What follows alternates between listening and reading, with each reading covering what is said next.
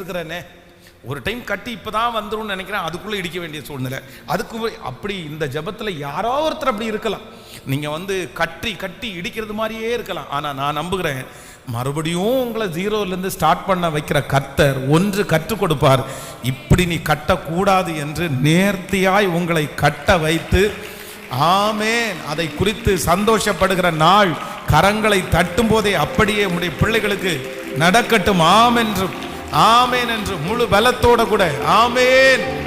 எங்களை மறுபடியும் எவ்வளவோ நம்ம அதான் சங்கீதக்காரன் சொல்லும் போது சொல்லுகிறான், நான் எவ்வளவு கீழே விழுந்தாலும் கர்த்தர் என்னை திரும்பவும் நிறுத்துகிறதற்கு, நீதிமான் 7 தரம் விழுந்தாலும் திரும்பவும் எழும்பி நிற்பான்.